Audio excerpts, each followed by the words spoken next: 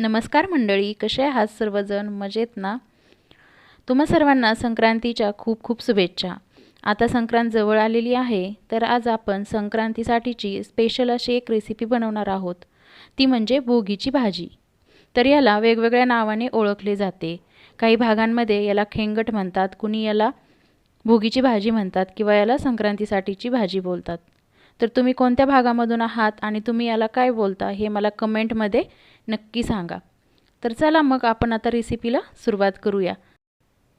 त्या अगोदर सर्वांना एक छोटी रिक्वेस्ट, जर आपल्या चॅनलला सबस्क्राईब केले नसेल तर सबस्क्राईब करा आणि व्हिडिओ आवडला तर लाईक करा.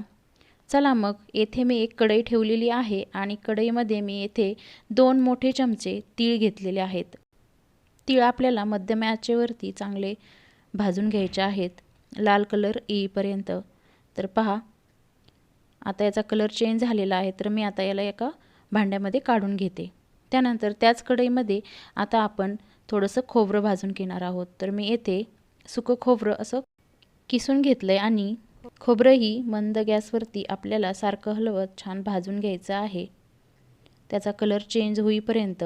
आणि आपल्याला खोबरं भाजताना त्यामध्ये तेल टाकायचं नाही आहे, कारण खोबऱ्याला ऑलरेडी तेल असतं, त्यामुळे तेल न टाकता असंच आपल्याला भाजून घ्यायचं आहे. तर आपलं खोबरं छान भाजून झालं आहे, तर मी एका भांड्यामध्ये हे सर्व खोबरं काढून घेते. तर येथे मी सर्व खोबरं एका भांड्यामध्ये काढून घेतलेलं आहे आणि त्यानंतर त्याच कढईमध्ये मी थोडंसं तेल टाकलेलं आहे आणि येथे मी मध्यम आकाराचे 3 कांदे असे उभी पातळ चिरून घेतलेत. तर आता हा कांदा आपल्याला छान लालसर रंग येईपर्यंत भाजून घ्यायचा आहे. तुम्ही कांदा कच्चाही मिक्सरमध्ये काढून त्याची पेस्ट करू शकता, पण जर अशा पद्धतीने जर तुम्ही कांदा तेलामध्ये फ्राय करून त्याची नंतर पेस्ट बनवली तर त्या भाजीला वेगळीच टेस्ट येते, खूप छान फ्लेवर येतो आणि कांद्याचा कच्चेपणा आपल्याला भाजीमध्ये जाणवत नाही. त्यामुळे ही ट्रिक तुम्ही नक्की लक्षात ठेवा. तर अशा पद्धतीने आपल्याला सतत हलवत कांदा छान भाजून घ्यायचा आहे. तर पहा, याला आता मस्त कलर आलेला आहे. आता हा कांदा मी एका भांड्यामध्ये काढते.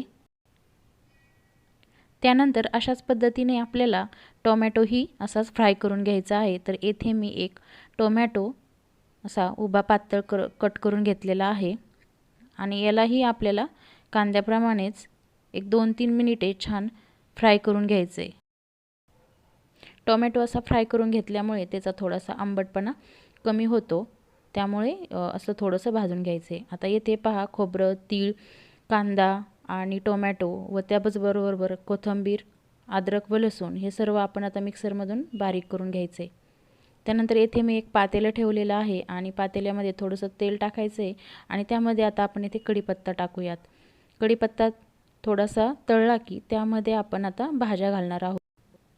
यामध्ये आपण खूप साऱ्या भाज्या घालणार आहोत. येथे मी पहा गाजर टाकलेला आहे. त्यानंतर येथे मी हे बोर घेतलेला आहे. मी एक मोठं बोर असं कट करून घेतलेलं आहे. तुमच्याकडे गावाकडे मिळतात ती गावरान बोर असलं ते टाकलं तरी चालतील. त्यानंतर मी येथे पेरू टाकलेला आहे कट करून. येथे मी हरभरा घेतलेला आहे, असा सोलून हिरवा हरभरा घेतलेला आहे. त्यानंतर हा हुरडा आहे ज्वारीचा, हा मी नंतर टाकणार आहे. त्यानंतर येथे मी वाल घेतलेला आहे, असा सोलून बारीक कट करून घेतलेला आहे. नंतर आपण टाकूया येथे वाटाणा. आणि या भोगीच्या भाजीचं महत्त्व म्हणजे जानेवारी महिन्यामध्ये आपल्याला शेतामधून ह्या सर्व भाज्या, खूप भाज्या येतात आणि ह्या सर्व भाज्यांची मिळूनच आपण ही भोगीची भाजी बनवतो आणि याचा नैवेद्य आपण देवाला दाखवतो. हेच याचं महत्त्व आहे. आणि यानंतर मी येथे पहा, येथे हुरडा थोडासा टाकलेला आहे ज्वारीचा आणि आता ह्या सर्व भाज्या आपल्याला व्यवस्थित 1-2 मिनिटे परतून घ्यायच्यात. नंतर येथे मी 2 छोटी बटाटा येथे कट करून घेतलेले आहेत साल काढून आणि तेही यामध्ये टाकते. आणि याच पद्धतीने मी 2 वांगीही कट करून घेतलेली आहेत आणि पाण्यामध्ये ठेवली होती, नाहीतर ती काळी पडतात. आता ही वांगीही यामध्ये टाकूया. मी वांग व बटाटा नंतर टाकलं आहे, कारण वांगा आणि बटाटा पटकन शिजतं, त्यामुळे हे थोडंसं नंतरच यामध्ये टाकायचं, बाकीच्या भाज्या फ्राय झाल्यानंतर. आणि नंतर यामध्ये आपण टाकूया हा वाटण. आणि आता हे वाटण छान मिक्स करून घ्यायचं आहे. व्यवस्थित सर्व भाज्यांना लागेल असं आपल्याला याला 2-3 मिनिटे तेलामध्ये असं परतून घ्यायचं आहे। आणि यानंतर आपण हे सुके मसाले टाकूयात। येथे मी 1 चमचा लाल मिरची पावडर टाकलेली आहे। त्यानंतर येथे मी अर्धा चमचा हळद टाकते। नंतर येथे मी 1 चमचा गरम मसाला यामध्ये टाकते। हा माझा घरचाच बनवलेला मसाला आहे। तुमच्याकडे जो पण गरम मसाला असेल तो तुम्ही यामध्ये टाकू शकता। आणि आता हे मसाले व्यवस्थित आपण फ्राय करून घेऊया आणि मिक्स करूया। त्यानंतर चवीप्रमाणे मीठ घालूया यामध्ये आणि परत एकदा मिक्स करायचे, म्हणजे मीठ सर्वत्र एकजीव होईल। आणि आता याला आपण 1 मिनिटभर परतून घेऊया। तर पहा, सगळा मसाला व्यवस्थित मिक्स झालेला आहे भाज्यांमध्ये। यानंतर आता आपण यामध्ये पाणी टाकूया। तर मी आज येथे रस्सा भाजी बनवणार आहे, तर अंदाजे मी आता यामध्ये पाणी टाकणार आहे। भाजी शिजण्यासाठी थोडंसं पाणी लागेल आणि तुम्हाला कितपत पातळ पाहिजे त्या हिशोबाने तुम्ही यामध्ये पाणी टाकू शकता। असं परफेक्ट एवढंच पाणी टाकायचं असं नाही, तर अंदाजे तुम्हाला किती भाजी बनवायची आहे आणि किती घट्ट बनवायची आहे त्या अंदाजाने तुम्ही यामध्ये पाणी टाकू शकता। तर येथे मी 2.5 ग्लास पाणी टाकलेलं आहे। आणि त्यानंतर येथे मी हिरवीगार छान कोथिंबीर कट करून टाकते। तर पहा, आपली भाजी आता उकळायला लागलेली आहे आणि कलर पहा किती छान आलाय। आणि वरतून आपण यावरती तीळ टाकणार आहोत। आणि आता ह्या भाजीला एकदा मिक्स करायचे आणि ताट ठेवून आपल्याला ह्याला मंद गॅसवरती 10 मिनिटे शिजून घ्यायचे ह्या भाजीला। तर मी आता याच्यावरती झाकण ठेवते आणि 10 मिनिटं शिजण्यासाठी ठेवते। तर आता 10 मिनिटे झालेली आहेत। आपण भाजी पाहूया। तर पहा, मस्त भाजीला उकळी आलेली आहे आणि कलरही खूप सुंदर आलाय।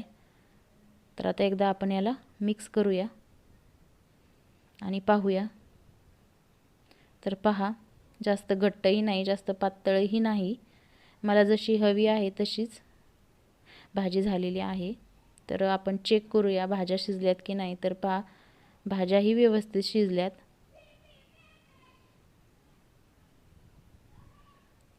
खूप छान झालेली आहे आपली भाजी। कलर पण मस्त आलाय आणि वास तर खूप छान सुटलाय सगळ्या घरामध्ये।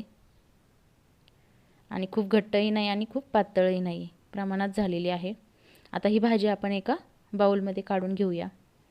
तर पहा, खूप छान झालेली आहे आपली भाजी। पहा, कलरही छान आलाय आणि टेस्ट तर एकदम अप्रतिम आलेली आहे।